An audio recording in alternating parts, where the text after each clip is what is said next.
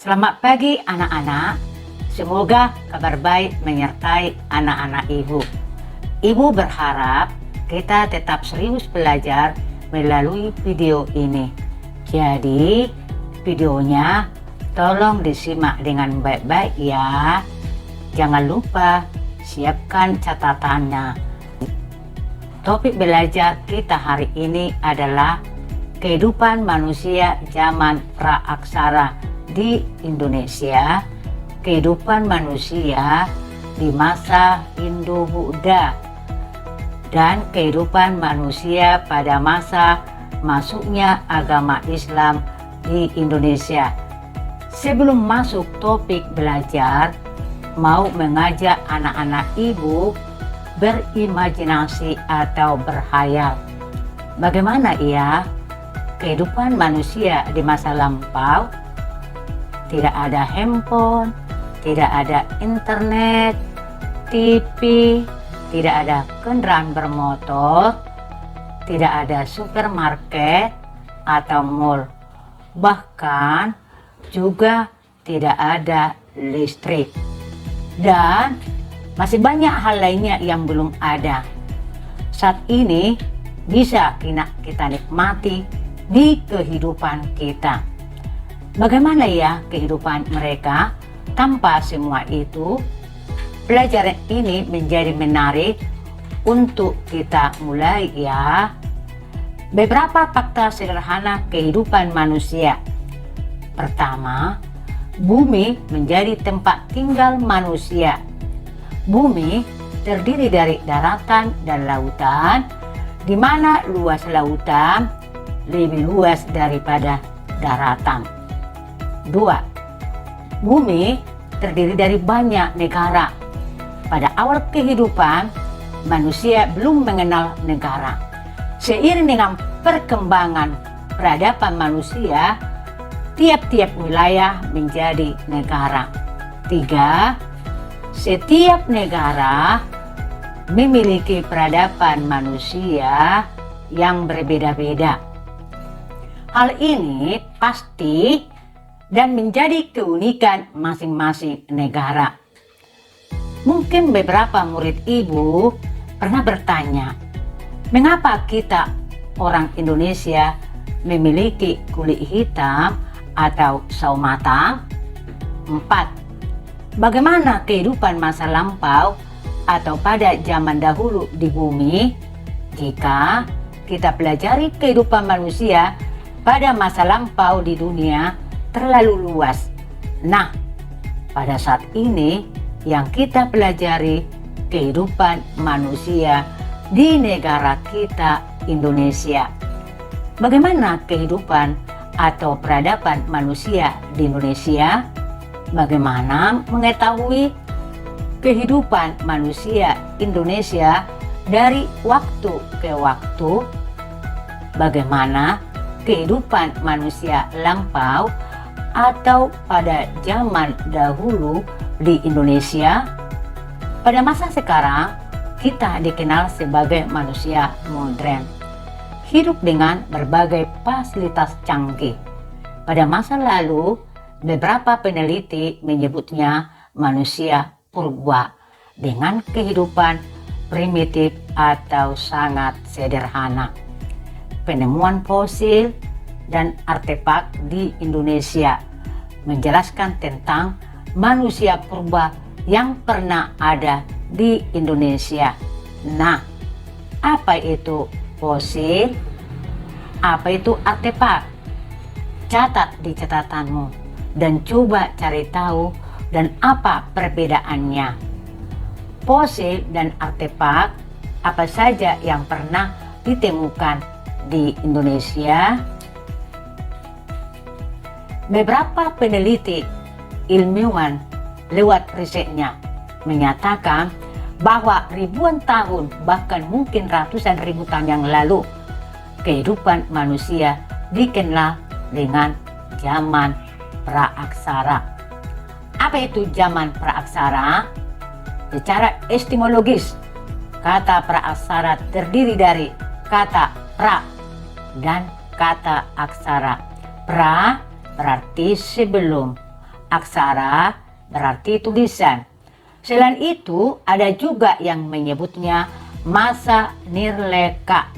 Nirleka merupakan bahasa Sanskerta.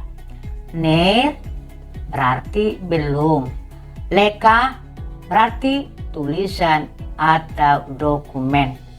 Jadi, dapat disimpulkan kehidupan manusia sebelum mengenal tulisan.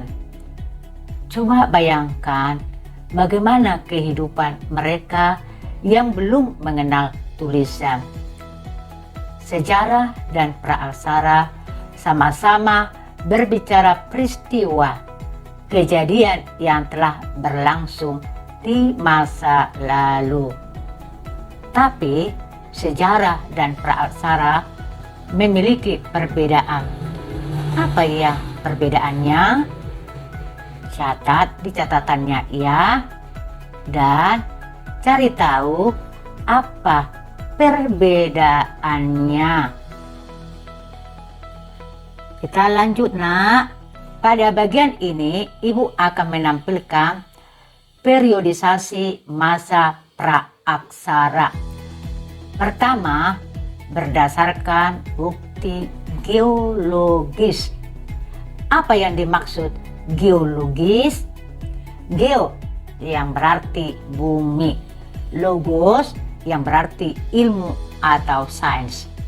Jadi, geologi secara sederhana merupakan ilmu yang mempelajari bumi, komposisinya, struktur, sifat-sifat fisik, dan proses pembentukannya.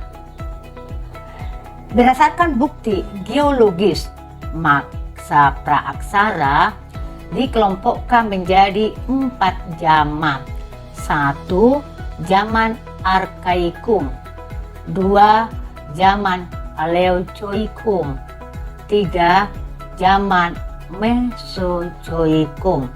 4. Zaman Neozoikum. Kalau kita perhatikan di keempat zaman tersebut selalu diakhiri dengan kata zoikum. Apa ya arti zoikum? Nah, untuk hal yang ini tolong dicatat ya nak, dan tolong dicari tahu. Selanjutnya, berdasarkan bukti arkeologis. Apa yang dimaksud arkeologis? Archeo berarti kuno, logos berarti ilmu.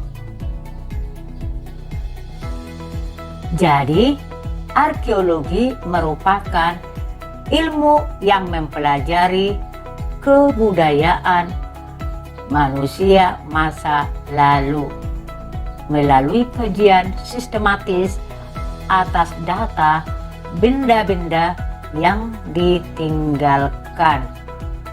Berdasarkan bukti arkeologis, masa praaksara dikelompokkan menjadi 2 zaman. 1. Zaman batu. 2. Zaman logam. Pada dasarnya, berdasarkan bukti arkeologis, masa praaksara dapat dikelompokkan menjadi 3 zaman. Zaman batu, zaman logam, dan zaman tembaga. Negara Indonesia zaman tembaga tidak termasuk. Kira-kira kenapa ya? Mengapa negara Indonesia tidak mengenal zaman tembaga? Lantas, negara apa yang mengenal zaman tembaga? Dan satu lagi, mengapa disebut dengan zaman batu ya? Tolong dicatat dalam catatannya ya. Berdasarkan peradaban. Peradaban dapat berarti aspek seluruh kehidupan manusia secara komprehensif, mulai dari penggunaan teknologi, bagaimana cara bertahan hidup, bagaimana aspek spiritualnya, bagaimana budayanya.